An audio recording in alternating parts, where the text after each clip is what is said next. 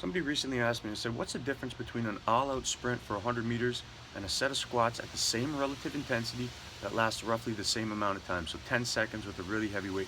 What's the difference in terms of the demand being placed on the body? So I'm going to go over this real quick. Now, if we look at the eccentric contraction with sprinting, it's very rapid. With squatting, it's very controlled. If we look at the contribution from the stretch reflex, with sprinting, there's an over-reliance. With squatting, there's an under-reliance. If we look at the concentric action taking place, with sprinting, it's very explosive. With squatting, it's very slow. If we look at the range of motion at the joints associated with the movement, with sprinting, it's very limited. The hip and knee are not going through a full range of motion. Whereas with the squat, you have the luxury of going through a full range of motion. In fact, it's encouraged. If we look at the load, with sprinting, it's variable. So even though it's your body weight that you're using, it will be magnified by 4 to 6 times based on the strides that you're taking. With squatting, it's unchanged. The bar stays on your back and your body weight doesn't change.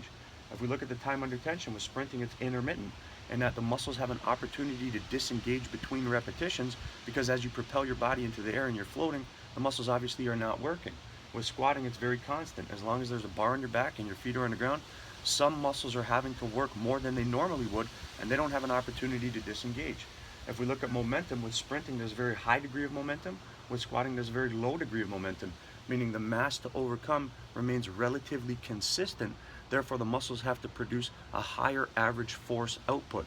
Now, you can use the squat to improve your level of physical preparedness for sprinting, but you'll have to modify the way you do it to promote the development of the various qualities involved in sprinting. In my opinion, a better exercise would be the power clean, because the qualities developed from doing a power clean more so mimic those that are involved in sprinting.